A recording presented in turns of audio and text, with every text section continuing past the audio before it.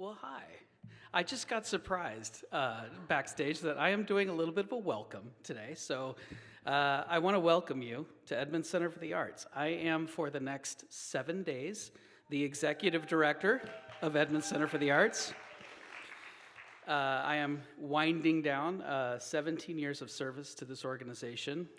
So I am excited this one last time to welcome members of our region and our community to this stage and to this room. This is a really special room.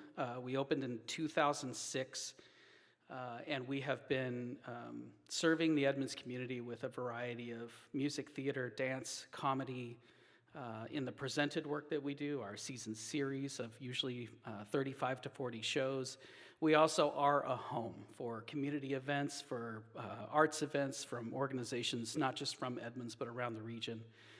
So for those of you who have never been here, I'm really glad you're here, and I hope you will look at our season and take a look ahead to come back and see some shows here. It's just a wonderful night out in Edmonds when you do, so welcome. And welcome today to this gathering, Alicia Crank, who chose to bring you here and partner with us tonight, has been a wonderful partner for many years, a great leader in our community, and a good friend. And so I just wanted to mention her specifically because she's been a pleasure to work with and somebody that's been shown a lot of care and partnership to ECA along the way and to me personally. I want to welcome the Seattle City Club. Thank you for choosing Edmonds. Thank you for coming here to hear this conversation tonight, but to also enjoy our community. We're really proud of it, and we're really glad you're here to share it with us. And following me, I would like to welcome to the stage Jill Jackson, who is the president of the board of Seattle City Club, and she will take you forward. Thank you again for being here, and welcome.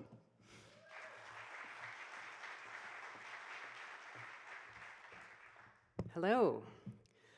Welcome, and thank you all so much for coming tonight.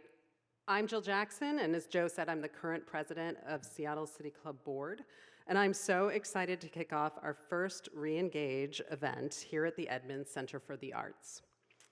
As a board member of Seattle City Club, I am excited to continue the legacy of the 9 women founders of our organization over 40 years ago. For those of you who may not be familiar with the history of Seattle City Club, it was founded by those women to further dialogue between residents and civic leaders about how we can work together to improve our civic health and democracy. Our tagline, "Democracy starts with you," is at the core of our organization's beliefs and values, and we work throughout the year to provide the public access to a civic education, to connect people who are passionate about a civic dialogue that is increasingly hard to find, and provide them access to people in positions of power where they can ask questions and engage. Tonight, we will enjoy a conversation with Rick Steves about what travel can teach us about democracy and ourselves. Rick Steves, we are so grateful that you are here tonight and for all you've done to inform and inspire us in our travels around the world. I would now like to introduce Seattle City Club's Executive Director, Alicia Crank. Alicia has been our leader for the past year, and she has done an incredible job really rebooting our organization for the post-pandemic world and bringing back while reimagining some of our core programming that is really the heart of what we do. So welcome, Alicia. Thank you all for coming.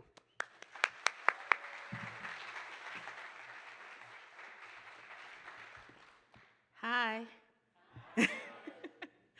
Thank you all so much for being here. I'm Alicia Crank, the Executive Director of Seattle City Club, which I hope to be able to call Greater Seattle City Club in the near future, because that's what we are. As Jill mentioned, Seattle City Club was started by 8 women in Seattle back in 1980 as a response to the different service clubs at that time that did not accept women members. And these women said, we want to be involved civically. And how do we do that? And that's how City Club began. And it was open to everybody, so it wasn't just for women, it was for everybody. And so now, 43 years later, we're still doing the work. And I was honored and humbled to be asked to be the ED last year, coming out of the pandemic, coming out of a very tough time. And we're still coming through a tough time. Whether you're a nonprofit, a for-profit, an entrepreneur, there's a lot going on. I am appreciative of my staff and my board because they really gave me permission to do some things differently. CityClub is known for Civic Cocktail and our other programs and doing things collectively together in person. And of course, the pandemic said, nope. So we had to figure out how to engage online and do things differently. And as we started to come out of the pandemic, it was like, how do we still keep those of us together? But I think we also started to understand as we start to come out of it, is that we're a bit more choosy to what events we go to and who we interact with and how far we want to travel. And that was one of the reasons why when we brought back ReEngage, but now called ReEngage, I wanted it to be smaller because I wanted people to be able to learn how to re-engage with one another. I've had so many conversations with individuals and groups over the past few months, and that word engage keeps coming up. So that told me that I was on the right track in trying to do something called ReEngage. And it did my heart so warm to see so many of you in the lobby engaging with one another, just knowing each other for the first time. Or some of us have known each other through online and are finally starting to meet each other in person for the first time.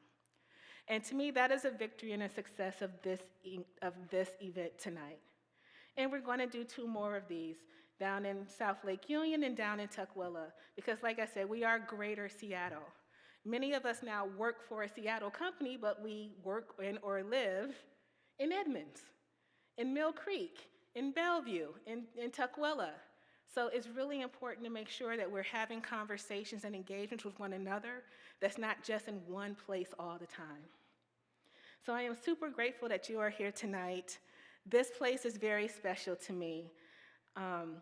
Joe was actually the first person I met when I moved here from the Bay Area in 2014, when I was coming up here for another job, and I got priced out.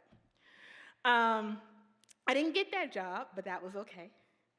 But Joe always kept in touch with me and encouraged me to do things in the community. So for that, I am always grateful to you, Joe. I'm grateful for your professional and personal friendship and allowing me to do numerous programs here. So thank you, and you will be missed. So with that, yes, this is a fundraiser, people. So thank you for paying for your tickets or sponsoring. But as you probably saw in the lobby, you know, CityClub does a lot of work, whether it's doing debates or holding civic cocktails, events like this. We keep it free to low cost, but of course it still means we need money. So again, coming out of this time that we're super conscious of where people are in their work lives, what's happening, and that your dollars might be limited or more constricted than before. So again, your being here and sharing your time, talent, and treasure with me and with us is invaluable, but we still need dollars. So with that, please keep that in mind as you enjoy the rest of this evening.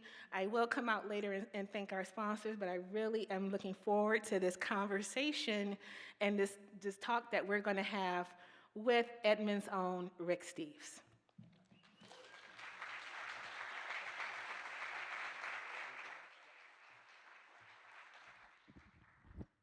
Thank you very much. Nice to be here. I feel like this is a community, yeah.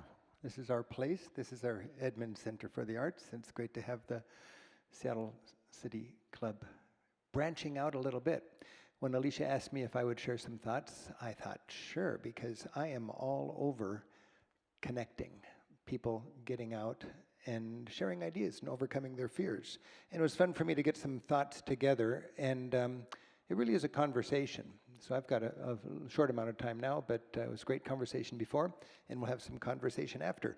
First of all, I want to read just the mission of the Seattle City Club. Our mission as the Seattle City Club is to inform, connect, and engage the public to strengthen the civic health of our region.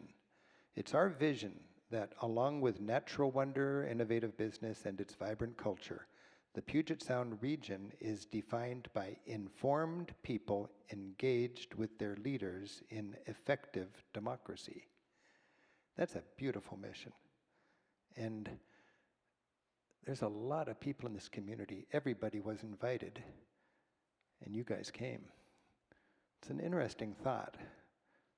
You're leaders. You care, you get it. This is good for everybody. This is important for the fabric of our community, the fabric of our democracy.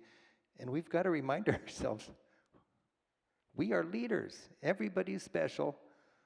We're leaders, people who get it. So I'm just so thankful for your attendance today and your support of the Seattle City Club.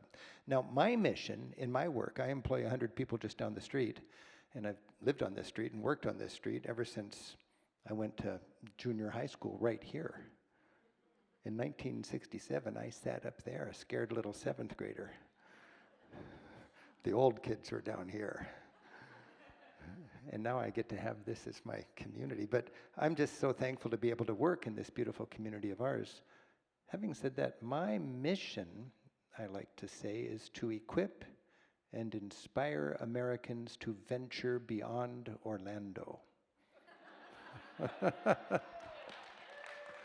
You know, get out there, see the world, come home. I've spent a third of my adult life living out of a 9x22 by 14-inch carry-on the airplane-sized suitcase. But I come right back here. I always say I can look out my office window and see my junior high school. We are so blessed to call this area home, and that comes with a responsibility to connect with each other. And as Alicia was saying, we've got some work to do in that regard, because especially after COVID, we spend a lot of time with our automatic garage doors closed, and our TV screens on, and our computer screens on, and this sort of thing. This is important if we care about our democracy. For me, the greatest souvenir is to get out there and get to know the world, and then come home with a heightened sense of responsibility, not only as a citizen of the planet, but as a citizen of the place that you get to call home. And then to take that heightened sensibility and employ it as a voting citizen of this greatest democracy on earth. It's a beautiful responsibility. That's what I call travel as a political act. And it's been a big part of our teaching ever since about 9/12. So there's two missions there. And together, there's one goal. It's that we get together and we talk, that we become informed, that we're curious, that we're engaged, that we respect the fragility of our democracy and the importance of each of us to expect a lot out of it and expect a lot out of our neighbors. Just last month, I was in Oslo updating my guidebook. And, you know, we have guidebooks for all over Europe. I think I got 50 books, and I spend a lot of time over there updating them. There's a new thing right in front of the Nobel Peace Center. The Nobel Peace Prize is given in Oslo. And in front of that beautiful building that I just know and love, there's a curved bench. It's a bench that looks like a rind of a fruit or something like that, you know. And there's a quote by Nelson Mandela right in front of it. And the quote is, the best weapon is to come together and talk. And that bench, you cannot sit on that bench, two people, without coming together because of that delightful curve. Is that a powerful statement or what? I just love these little nuggets you pick up when you travel, and they can inspire us. I wrote a TV show called Why We Travel. It was my love note to travel during COVID. And it's the only time I ever wrote a show where I really wanted to write the lyrics of it before I knew what would be the visuals. I just wanted to write a poem, and then my staff and I got together and put it to images. And you can watch it anytime on our website or on TV. It's Why We Travel. But I needed a summation for it, and at the end of it, it really was clear. We traveled to connect. That is really the essence of travel. It's the beauty of travel. Now, the challenge is for us to connect in a society now, in a world now that almost has an ulterior motive of disconnecting us. They can divide and conquer. The more we're in our trenches, the more we're siloed, the more the great sort takes place, the more difficult it is for us to encourage each other to be positive, to work together, to compromise, to respect each other. It's a very interesting dynamic, and it is threatening our society today, and I think that we can be leaders and do something about it. But people are struggling with this. In the media, you know, you can't make money in the media unless you have an agenda, either left or right. I mean, it's hard to not it's hard to succeed these days without firing people up. Neighborhoods are divided. People are moving out, the great sort. Churches are divided. Schools are becoming divided. This great sort is a real problem, and that makes the mission of the Seattle City Club more important than ever, and the value of travel more important than ever. Now, my favorite country is Italy. And I think I love it. Why do I love Italy so much? One thing unique about Italy is the piazza. There's no place in Europe that is so integral to how the people come together as Italy with its piazzas. I love a piazza.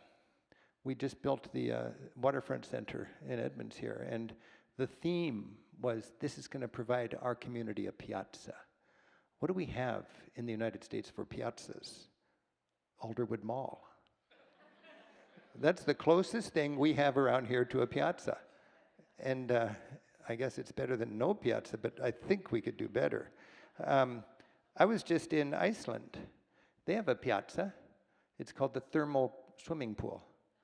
Every community has a swimming pool, and it is a huge part of every community. That's where people go after a long day of work. That's where kids go. That's where people go when they're visiting, when they celebrate, and they get together, and it's the great equalizer. You're sitting there with that steam in your bathing suit, and you could be sitting next to the prime minister, or the person who mows your lawn, or some school teacher, or the butcher. It doesn't matter. Everybody is together right there. It's the most beautiful thing, and I experienced that just a month ago in Iceland, and it was a beautiful thing. Then I was walking by the church in the capital, Reykjavik, and I came to a swing set, and it was great. I love swing sets because kids are giggling and having a good time. And this was a different swing set than I've ever seen in my life. All my life, a swing set has been straight with people swinging parallel. And this swing set was a circle with the kids coming together and going out and coming together. And with every coming together, there was that giddy joy of being community, even with a bunch of six-year-olds, It's just a beautiful little moment, a beautiful moment. One of my favorite Spanish memories is in Salamanca. And in Spain, they have the paseo, and in Salamanca, it's an organized thing. Everybody goes to the main square. In Spain, they have the Plaza Mayor. And that's where people go after a long day of work before going home. They want that little community time. And historically, the boys all go clockwise, and the women all go counterclockwise, and everybody just greets and checks. It's sort of like an old square dance or something like that. And everybody's there. It's just a stroll with your friends. And everybody's, hello, good evening, how you nice going, what's up? And the people, the grandmothers who are too old to get out and walk much anymore, you see them up in the window. They're there, they're looking down, disgusted at how trashy the girls are dressing this year. But they're there. And it's just this whole community, the paseo, and you notice it. I was just in Helsinki, and it occurred to me, every Nordic capital has an amazing library. The Nordic capitals, we can learn a lot from them. And the libraries are more vibrant and more worthy of public investment than ever before, whereas we might think libraries are old-fashioned. But these are community centers. This library in Helsinki, you can read about it online. It's just amazing. And it's got this, it's everything there. Anything you could need in a community. If you need to borrow a basketball, if you need to sew something, if you want to record some music, if you want to take a nap, if you want a cafe with friends, if you want to play chess, if you want to check out a book, if you need a 3D printer, it's all there. If you can imagine a community need, it's there in the library for the people. And there's a big, fantastic architectural spiral staircase in the middle of this amazing building. And it is a galaxy of words, single words. And every word on that spiral staircase is a kind of person who's welcome in this library. And I just wrote down a couple of them while I was there. The henpecked, chubby folks, babies, victims of war, fundamentalists, prudes, tourists. It's 1,000 words like that. Everybody's welcome. And they celebrate it. It's a centerpiece of their community. It's a civic cocktail, really, if you think about it. What do we have in Edmonds? If you guys are locals, I would imagine. We got the new civic park. I'm so thankful to live above our civic park. We spent $20 million collectively in our town to build that thing, I understand. And it took us several years of waiting for it. It's the biggest blessing you could have in a community. It is lively. It's got this white noise of people coming together. There's an intangible joy for that civic park.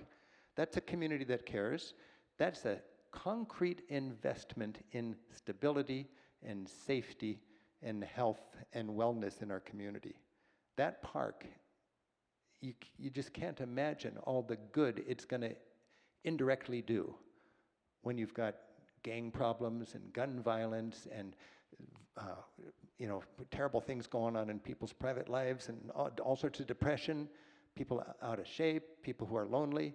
This park, you got the petanque courts for the retired gang, you got the playground for the little kids, you got the skateboard park, you got the soccer field.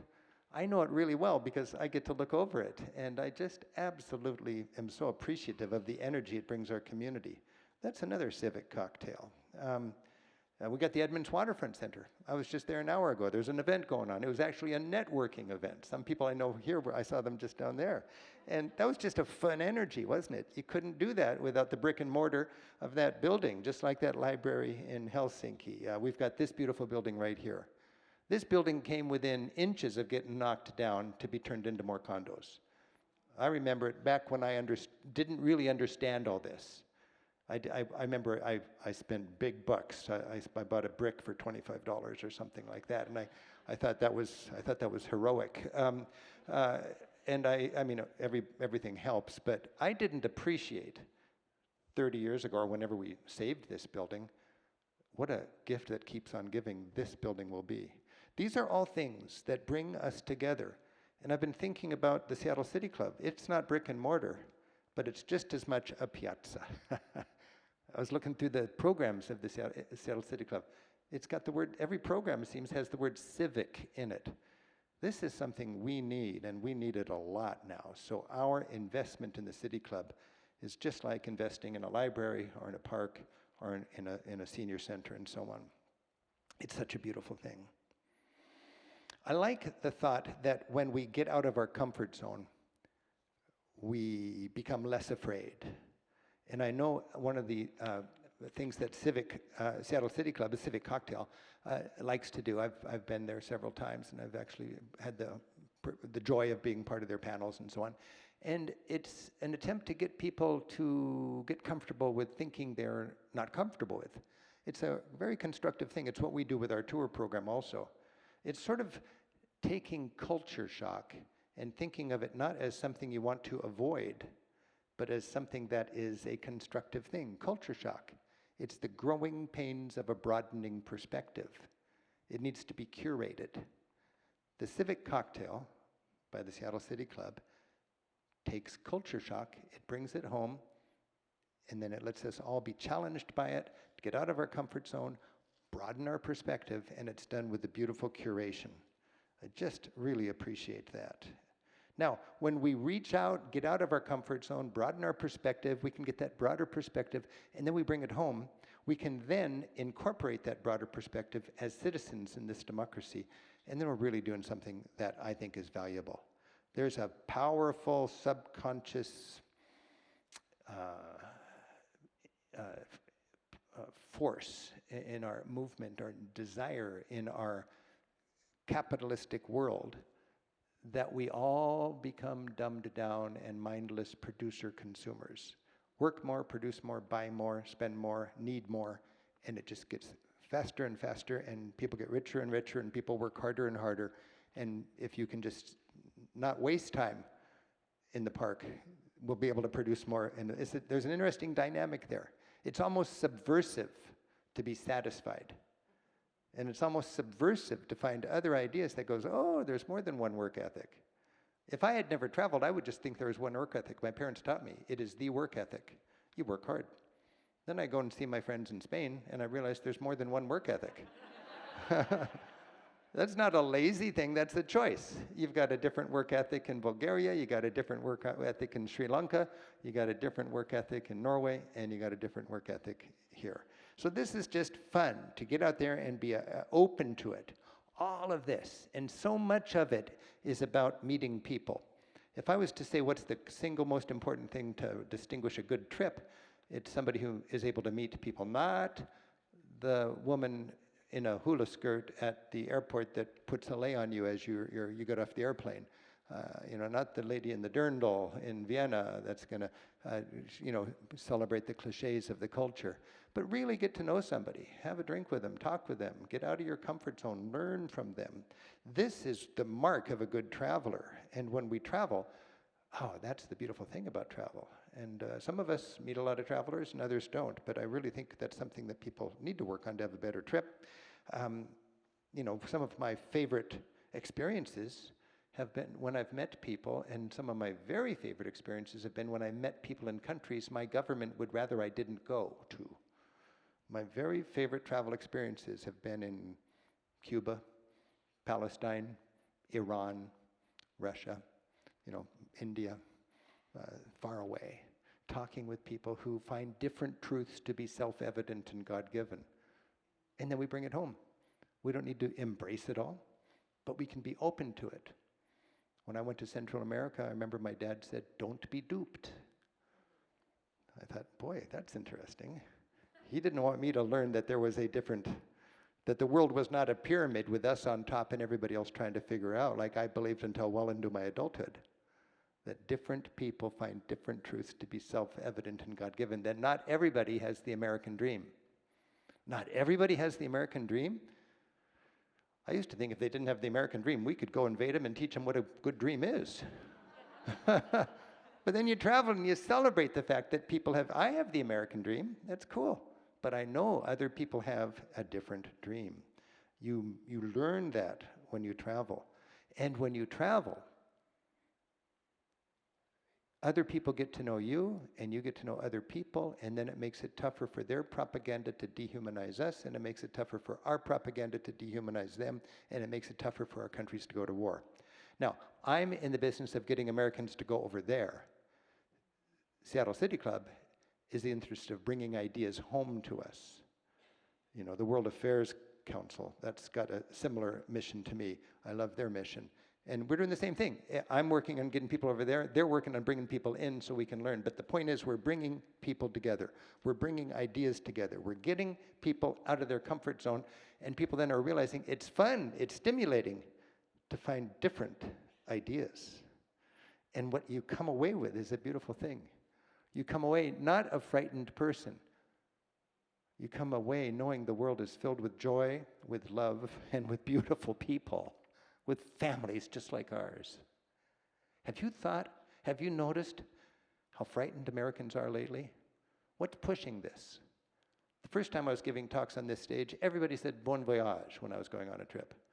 Now, what do people say before your trip? Have a safe trip. We'll pray for you. Are you sure you should be going over there considering all that's happening? That to me, when somebody tells me I have a safe trip, I'm inclined to say, well, you have a safe stay at home. Because if you knew the statistics, and I know statistics are optional these days, but if you knew the statistics, you'd realize it's safer where you're going than where you're staying. In fact, if you love your family, you'd take them to Europe tomorrow because it's safer. This is one way we sell tours. So, I love that idea that the world is filled with joy, and I also am impressed by the idea that the most fearful people are the people with no passports.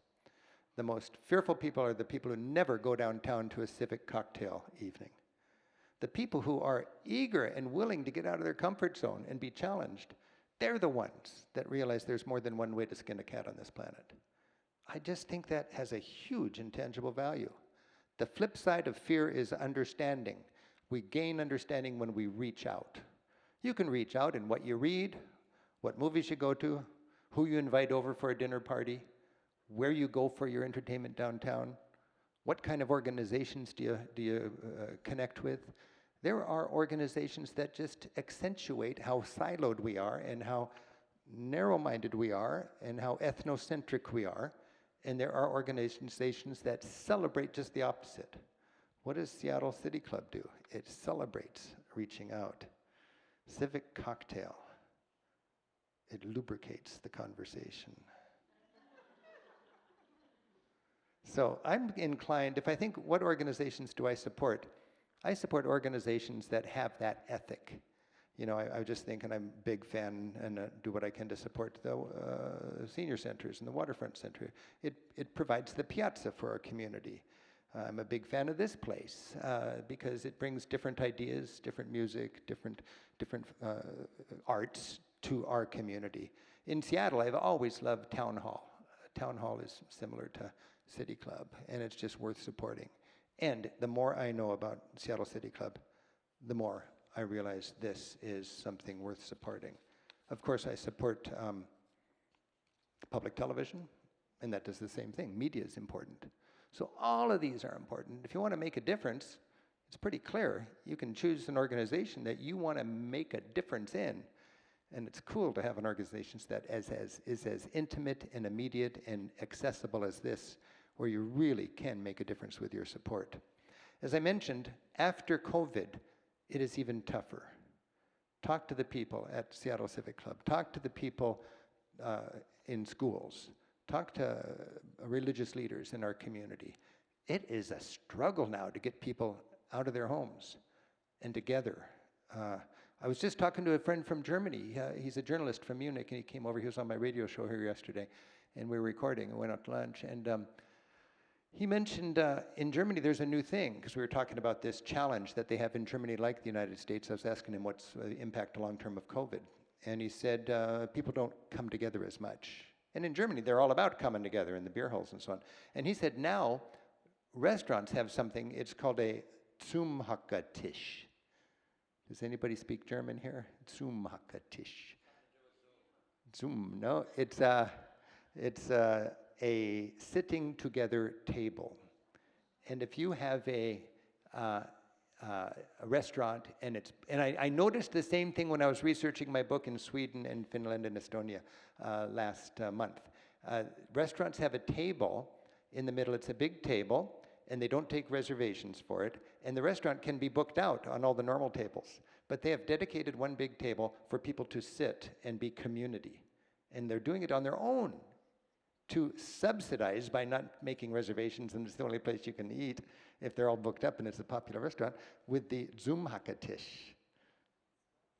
This is important that we find ways to bring us together, because when people ask me, what is the long-term impact of COVID? My feeling is that this is the first of a lot of unprecedented challenges that are going to confront us. It's just the first of a lifetime of these that lay ahead of us, and it's a new kind of crisis. It's a challenge that is blind to borders. It's impervious to conventional weaponry. It's going to require good governance, people embracing science, and nations working together. And no longer will we have win-lose solutions. It has to be win-win. I think this is a very fundamental difference if we're going to look what is important for national defense or security, because we're all so into that here in the United States. We need to connect. We need to connect with each other. We need to connect with our neighbors. We need a citizenry that is more enthusiastic about building bridges and less enthusiastic about building walls. Who wants to build walls? People with no passports. Who wants to build bridges? People whose worldview is shaped by travel, quality media, and Seattle City Club. Right? So I'm thinking about the curved bench, the piazza, the library, the big table in the restaurant, all of these things that bring people together, make us less fearful. And when I think about that, I think this organization is not a charity. This is a service. And we are special people that get it, that recognize it as a service, and an investment in the Seattle City Club really is an investment in making the fabric of our community stronger, our democracy stronger. And for us to do that is good and enlightened citizenship. Thank you.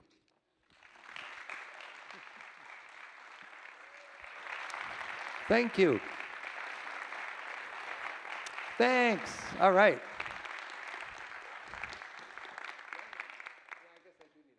The mic helps, doesn't it? Yeah. All right. Hey, Alicia collected a bunch of questions from you guys. And do I have time to answer these questions? Yes, good. Because I love these questions. These are great questions, and none of them were, what should I do for 2 days in Madrid?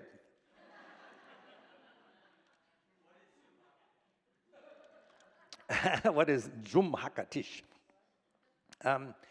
Okay, so let me just go through these questions. Do you have any tips on how to encourage people to shift or become more curious about new ideas? This is a challenge for me as a tour guide and a travel teacher. We take 1,000 tours around Europe every year, and my guides, the conventional wisdom for guides in Europe is don't talk religion, don't talk politics, and don't talk soccer. Because you're just going to get in a fight, you know.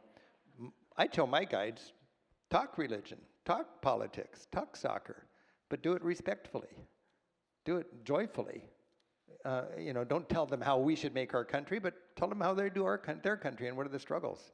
I think that it's important for us to realize the United States is not the norm. Ethnocentrism, you know that word? In the old days, they called it the ugly American. Ugly American is not a bad person. It's simply an ethnocentric person who thinks they are the norm. And as soon as you travel, if you got your eyes open and you're thinking, and you're talking to people, you realize, no, we're not the norm. We're not the norm at all. So, you know, you start with simple, non-political examples. As a tour guide, cheese. I like to, you know, inflict really fine cheese on my travelers. When I was a kid, I really thought cheese was no big deal. It's square in the shape of the bread. Here you go, cheese, sandwich. You know, that was it. And now you go to Europe and it's just, they're evangelical about their cheese. That shakes your cultural confidence. It humbles you a little bit when you realize, oh, cheese is really important in this country. It's not important in other countries, but here it is. People who sit on a toilet are not the norm. We're the oddballs on this planet. I mean, I was on an airplane in India, and there was a decal that was a stick figure in the toilet on the airplane, and it demonstrated on this decal how you're not supposed to stand on the rim and squat over the toilet, but you're supposed to actually sit on that thing. There's all sorts of surprises. I always tell in my lectures the man I met in Afghanistan ages ago, and he sat down with me and he said, "You're an American?" I said, "Yeah." And he said, "I want you to know that 1/3 of the people on this planet eat with a spoon and fork like you do. 1/3 of the people eat with chopsticks, and 1/3 of us eat with our fingers, and we're all civilized just the same." This man really had a chip on his shoulder. Every day he sat down in the cafeteria where the backpackers are, and he had that little spiel, because he really thought that I thought less of him because he didn't have a spoon and a fork. And he was right. And I thought about it, and he had an impact on me. And I love the thought, which is what I learned on the rest of that trip through South Asia, that sophisticated, affluent restaurant goers go to places where the tourists don't go, and they wash their hands in a ceremonial sink in the middle of that room, and they use their fingers for what God meant them to be used for, to nourish us. It's holistic, it's beautiful. Or if you insist, they've got some metal utensils in a drawer, and you can put that metal thing in there and shovel it in this way if you want. But there's something really nice about eating with your fingers if you have that open mind. And you do that, and it humbles your political self-confidence, and it's really a healthy thing. Next question, in what ways can local government encourage citizens to participate in civil, collaborative conversations? How can governments encourage citizens to participate in the mission of Seattle City Club? That assumes the government understands that this is good for that government's interest. Our government only does, it seems, what's good for that party's interest, left or right. Why won't they all just say gerrymandering is wrong? Well, because it would disadvantage them. There's any kind of thing that you can't do because it's the short-sighted political expediency. In Europe, they don't find a dumbed-down society is easier to manipulate and therefore something to pursue. They want an educated society because they've paid the price for a society that was led astray. They've paid a steep price for that. And now I know Germany does more than any country I've ever been in to make sure that electorate is educated. Critical thinkers. Not one way or another, just fundamental critical thinkers. And that strengthens their democracy. How do I know they care? Germany is the leading force in the EU, and they've got a very strong program called the Erasmus program that in good times and bad economically, they dedicate money to let teachers and students work and study in other countries. All over Europe, it's the Erasmus program that shapes who's the student population. I was filming in a small town in a university town in Portugal, and I wanted to go to a fraternity house there and show Portuguese college kids having a party for my TV show. And it was great. Went to the university house. It's all very cool in Portuguese. And the kids were United Nations of European students, not predominantly Portuguese. And I thought, what's going on here? And they said, Erasmus program. We study everywhere, and the government subsidizes it. Then they go home, and they have a better understanding of people who they might not understand, and it's good for the weave of that society.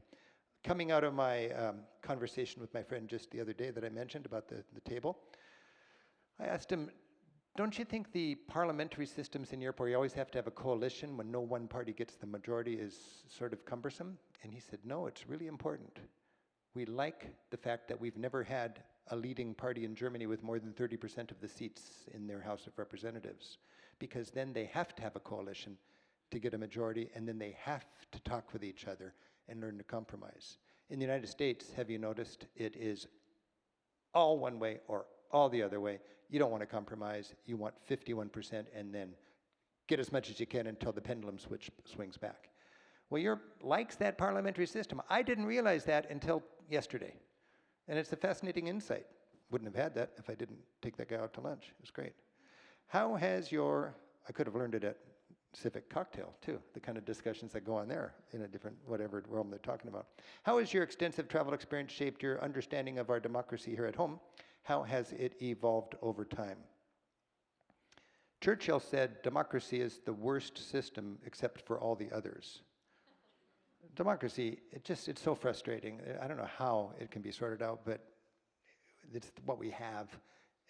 And right now, the most popular leader in all of Latin America is the autocrat in El Salvador, who's in a brutal, draconian way locking up all the gang members and anybody with a tattoo on their cheek.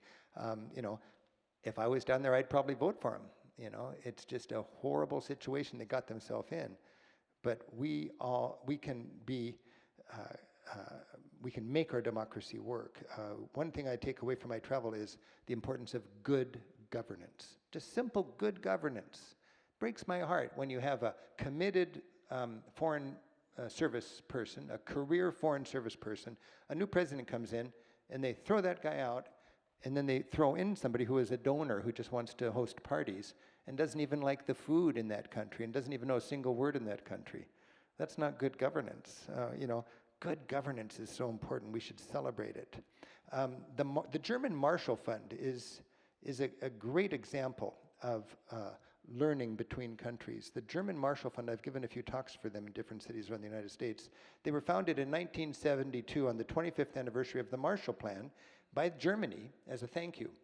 And it's to foster sharing and comparing notes between Germany and the United States, between Europe and the United States. It's really important, and Europe recognizes that. I've learned in my travels that we can be the most affluent country in the world, but if you know it, and you could be motivated only by greed, but if you know what's good for you, you don't want to be filthy rich in a desperately poor world. It's just not a nice place to raise your kids. A lot of people just they dream of being filthy rich. That's our new thing. By the whole media thing we got going on and a lot of the political discourse, fabulously wealthy. Well, if you travel, you see that gap in high def. We've got a gap between rich and poor here, and a lot of us who are tuned in see what it does to our society. It's many times that if you go to Guatemala and so on. And it's just heartbreaking. Even if you're motivated only by greed, you don't want to be filthy rich in a desperately poor society. We're heading that way with our trajectory. Because I travel, I mean, the lottery's fun, but every time somebody wins $1 billion, I think that could have been 1,000 millionaires. You know, what brings more joy to a society, 1 billionaire or 1,000 millionaires?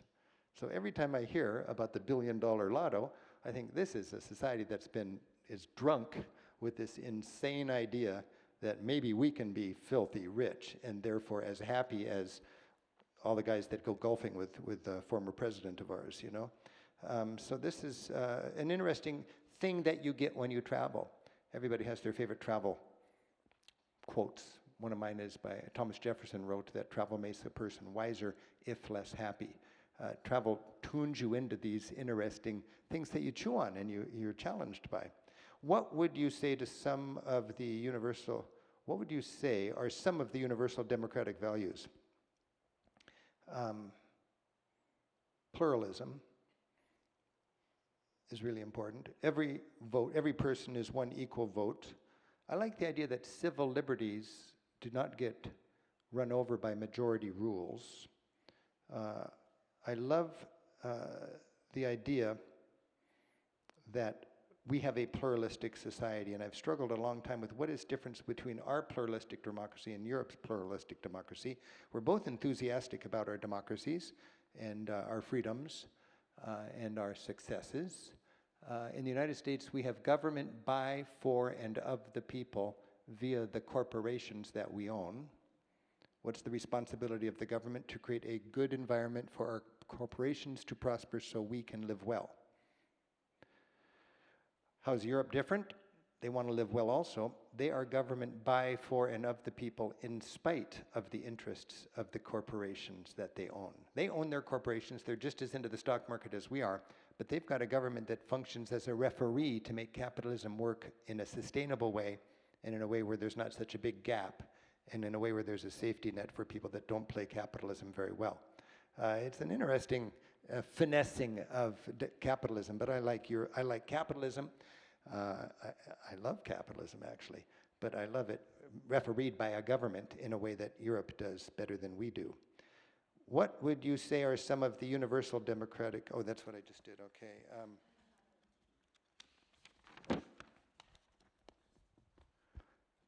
What role do you think travel plays in promoting cross-cultural understanding and fostering a sense of global citizenship essential to democracy? What role do I think travel plays in promoting cross-cultural understanding and fostering a sense of global citizenship? Well, it's just that idea that when you travel, you realize that we are citizens of the world as well as citizens of the United States, and we celebrate the diversity on the planet, and we come home, and when we vote for not only what's good for our country, but what's good for the world. I think that's just a great souvenir of our travels. Can you share stories of grassroots movements or civic engagement you've witnessed during your travels that exemplify the spirit of democracy? I think when I think about, my beat is Europe, so forgive me, I always use Europe for anecdotes and stuff and examples, but in the United States, I think the discourse is big, bad government versus little good government. Choose it. Choose what do you want. That's kind of what's given to us. Do you want a big government and people think that's bad, or a little government, make it better? In Europe, they have an option, and they believe in it, which is a third option, which is big, good government. They don't want big, bad government any more than we do, but they want big, good government, and they believe that it makes more sense to deal with things collectively, just from an efficiency point of view, than individually. Can you share stories of grassroots movements? That's what I just answered. Okay. Can you share examples of how your travel experiences have influenced your own advocacy for democratic values here at home? Well, I just think about what are my issues. Affordable housing. We're getting to a place now. We're getting to a place now where our children will live in a tenant-landlord society. It's going that way. I mean, so fast, lightning fast. I mean, talk to a realtor who's buying up Seattle. Amazon. Look at what Bill Gates' portfolio is all about. I think he's the biggest landowner in the country. Try to go on Airbnb. You don't rent from individuals anymore. You rent from corporations that own a lot of houses. I just think the mark of a healthy society is small landowners. And that's government policy. And I think that's something that we can be tuned into. It also is in that sort of, how much importance is the economic clout? Either France or Spain, I forget which is which, but both those countries produce a lot of wine. And in one country, all the wine is produced by 5 corporations, and in the other country, it's produced by like 800 companies, you see. And it's the same amount of wine overall, but it's just a different culture. And that doesn't happen because, for anything other than government top-down policy, because people ask their government to be sensitive to this because they want things to be more personal. And that's part of CityClub's mission, is to have us have access to people who have power, and we can share those ideas. Another issue that I've picked up through my travels is the value of public media. I love BBC. They don't have pledge drives. I've spent a lot of my life in TV stations asking people to support public television. It's just what I do. I'm a great pledge drive host. There's an 800 number right here on my tombstone, I think. And when you go buy a TV in Norway and you bring it home and you plug it in the TV tax. When you buy a TV in England, you plug in a TV tax. If you don't want to pay the tax, you don't have a TV. And they don't waste their time with pledge drives. So everybody pays $10 a year, $20 a year. I don't know how much it is, but if everybody paid $20 a year, you wouldn't have all the trash on TV. You'd have quality media. But that's not the American way. So we have to have the pledge drives. Europe doesn't really have the kind of charities that we're accustomed to going to. I'm going to a number of events this next week, and it's just, we like a cause. We have a gala, we have an auction and all that. In Europe, they do it collectively, generally through taxation. Those libraries are not done by bake sales. They're done by people willing to pay more taxes for what's good for their society. It's a tough sell in the United States, I know, but it is thought-provoking. In the United States, I think we are into legislating morality, which I think is folly. And in Europe, they're into pragmatic harm reduction. So if you have a victimless crime, there's 2 different ways to deal with it. You can lock them up and legislate the morality, or you can minimize the harm it causes to your society.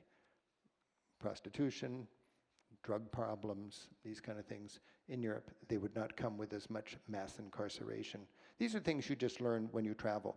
I'm really active in drug policy reform because I think it's racist, and I think mass incarceration is a problem, and I don't think it stops people from using these drugs. I think it could be done in a much more pragmatic harm reduction way. And that's why I'm the chair of the board of NORML, and we're working to end the prohibition against marijuana, not because we're pro-pot, but we just think the law is causing far more harm to society than the drug itself. And it's just good policy to take the crime out of the equation. I wouldn't even think about that had I not traveled. I wouldn't even think about that had I not gone to an evening of civic cocktail and heard somebody talk about it. I wouldn't even thought about that if I hadn't caught a great show on public television. You see, these are the avenues we have to be more engaged and make our communities better. What are some positive examples of US democracy that other countries should emulate? I know a lot of Europeans, believe it or not, named Frankie and Johnny. Not Frankie and Johnny, named names like Frankie or Johnny. And they were all born in the years after World War II. They're all a few years older than me. Frankie and Johnny. And their parents named them after American GIs because they were so inspired by America's passion for freedom, our valor, our strength when it came to standing up against Nazism and so on. I'm so proud of that America. And I love the ideals of America as much as anybody, liberal or conservative. I think they shine on a hilltop for the whole world. And they are stronger, and they are more structurally there than any one president's policies. You could have many years of frustrating presidencies, and the ideals of America would still be there inspiring people. The sad thing is, of course, our government today in times does not reflect the policies that we claim to share with the world with such pride. So we can all work to make those ideals of America our own ideals. And I'll tell you, when America pulls out of the world, we're missed. I mean, Germany leads Europe, not because Germany wants to lead Europe. They would much rather have the United States at the table. Things happen when the United States is at the table. If you care about climate change, we need to be at the table. If you care about landmines, we got to be at the table. If you care about child labor around the world or whatever, or we got to be at the table. And during Trump's time, his base wanted him not at the table. So we come home and things slide backwards. And our fellow democracies who can bicker and squabble with us on different issues, they miss us. They want and they need American leadership. I was so thankful when we had a president that just wanted to be engaged in the world. Seattle Club, engaged in the world. Travel, engaged in the world. Smart American governance, engaged in the world. How do you approach discussing politics with people in other countries? I love talking politics in other countries. I love Japan, but in Japan, nobody wanted to talk politics. I couldn't get anybody to talk politics in Japan. It just felt frustrating. I was in Leningrad, back when it was called Leningrad, and a little kid, it was in the Soviet Union days, it was scary to be there in the 1980s. And I was just there as a backpacker, and a little kid came up to me and he slipped a little piece of paper wadded up in my hand. And then later on I opened it, and it said, "I would like to meet with you and talk. It's no problem, I will come alone." Train station, tomorrow evening, 6 o'clock. 6 o'clock tomorrow, I was there. And I met this long-haired dissident, and it was a thrill. And to talk to him, he was my window on the Soviet Union and what the reality was to be a creative, freedom-loving person who was so neutered by that system. It was a treasure to have that time with him. And we became pen pals. And then after a while, he couldn't do pen pal anymore, so he handed me off to another person who I was a pen pal with. But people are hungry for American friendship and partnership and so on. Later on, I had a friend in Bulgaria I visited right through the communist days, and I'll never forget, we would go up to their cabin and we would just sit around and talk where it was free to talk. We couldn't talk at their house because neighbors would turn them in. So every night we had to change locations where we'd sleep in the city, and when we talked at home, they'd have the faucet running so the neighbors couldn't hear what we were talking about. But we got up to the cabin, and it was just, we'd be picking mushrooms and having fires and telling stories and sharing our folk dances and this kind of thing. And I remember the conversations we had. They were just wonderful conversations, and they were confused. My Bulgarian friend said, "Okay, so in America, if everything is private property, how can you go anywhere without trespassing?" They were very perplexed by that. And I thought, well, there's roads, you know. But I didn't realize that we were so confused. They were so confused about that. I didn't know you're there, Alicia. I'm talking too long. I'm just going to I'm just going to wrap this up. I'm sorry. What do I have? I'll go much faster here. Yeah. Okay. But when you travel, you find ways to reach out and talk to other people. Compare pet issues when you're traveling: healthcare, immigrants, taxes, drug policy. Explore the menace of right-wing populism. Every country's got it now. Every country's got a frightened base. I was going to say Trump base, but it's not a Trump base. If Trump wasn't here, we'd still have that. Germany's got one now. Of course, Hungary's got one. England had their Brexit, and politicians talk about how does that happen. Hitler was elected. Mussolini was elected. We have to remember that. the people voted for them. Germany, they're afraid of that base. There's warehouses and warehouses of Nazi banners, those brilliant swastika banners with the eagles on top. They're not gone. They're in huge warehouses, locked up. They never want those things out. It's like a toxic thing. I just think it is fascinating how Europe has learned from its history, and we can too through our travels. And Europe is happy to talk about it, but sometimes we have to break the ice. How do you decide what trips to promote, especially in countries with potentially troubling aspects of their democracy? I think I said it already, culture shock is a good thing. And I love to share, to curate culture shock. That's what we do with, in our tour program, is get people out of their comfort zones. And for me, Europe is the springboard for world exploration. What responsibilities, if any, do you believe individuals have in promoting democratic ideals, mutual understanding across borders and here at home? I think there's a stewardship dimension to travel. If you're going to send all that carbon into the atmosphere, and if you're going to spend all that money that desperately poor people could use, you don't need to be shamed out of your travels. Like I was almost shamed out of my travelers earlier just because there's hungry people, and I'm spending 10 years of their income just to take their photographs. And then, of course, today we have the climate change issue, which is a serious issue that we got to get real about. But if you can come home with that broader perspective and then implement that here as an active citizen in our society, that cost of your trip, from a global point of view, is very well spent, I think, very well spent. That's the stewardship of that.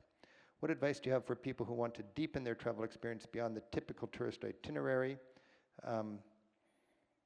There's offbeat tours in your travels. I mean, we all want to have I don't like the word bucket list.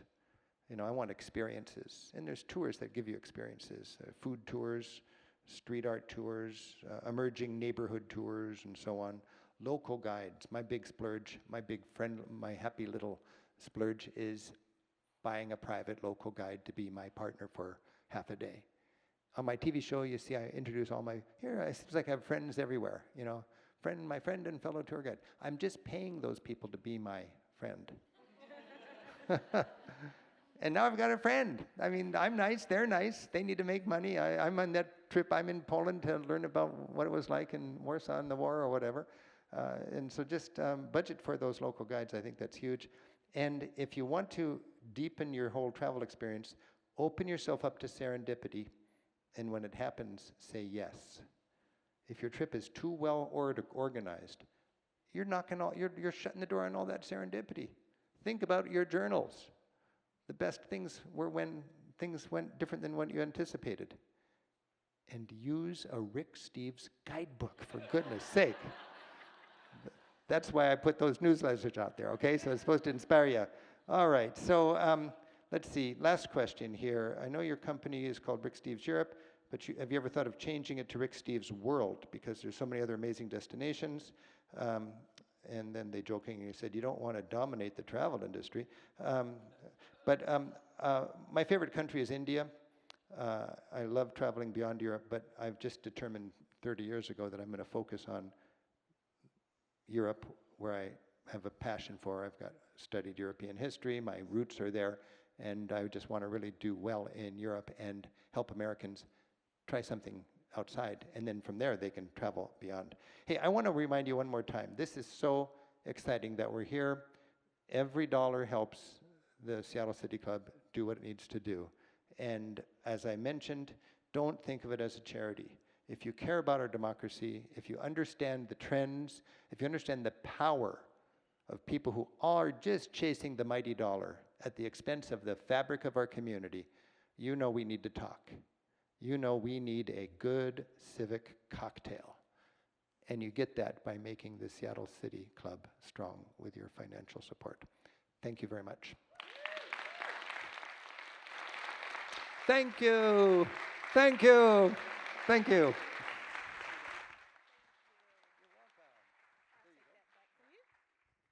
Another round of applause, please. That was great. I wasn't going to cut you off. That was great. But we will have a little time right after this to go back into the lobby, mingle, and talk with Rick a little more, have a nightcap before you head out, safely, of course. But again, thank you so much for your time today. Thank you so much for buying a ticket to come, and thank you so much for donating, because we know you want to do that. So if you have one of these handouts, there is a QR code if you're in the digital age and want to donate. That would be wonderful. We also do, the ushers do have cards as well if you want to fill it out that way and mail that back or drop it off with one of my team members or one of my board members here. Actually, if I could have my board members stand up just to be recognized, just so people know that you're here. Thank you. And I will say I'm very proud of our board and our makeup. It is very diverse, and we have different walks of life that are represented on our board, different political leanings as well. But that's really important. You don't always want to have people that think the same way, because there's no progress when you're not sharing new information, new differences in culture, how we grew up. And that's one reason why I'm so proud to be a part of this organization, first as a spectator and now as its ED. So with that, I do want to take a moment to thank Alaska Airlines, the Bill and Melinda Gates Foundation, Bristol Myers Squibb, oh my gosh, the Killinger Foundation. I am just really, really grateful, and Puget Sound Energy, for them not supporting this event. We wouldn't be able to have it today. So thank you. We do have 2 more of these coming up. If you're a tech person, like I came out of Silicon Valley, we are doing this again on September 27th down at the Collective Seattle with Jonathan Sposato. So if you haven't, yes, he's going to be amazing. We're going to do it as a fireside chat. It's going to be all tech, but also how folks in those industries can be civically engaged and exchange information in civil discourse. So check out our website. Come hang out with us down there. We're going to do another one in October with Jesse Jones, one of our native sons down there. And so we're going to have fun. And so I hope you enjoy this more intimate gathering. I mean, how often do we go to those 300, 400 person events and you don't get to talk to the speaker? And I saw all of y'all getting rigged. And we're going to have an opportunity to do that again. So please take a few moments to make a donation to Seattle City Club. And I look forward to seeing you back outside shortly. Take care, everybody.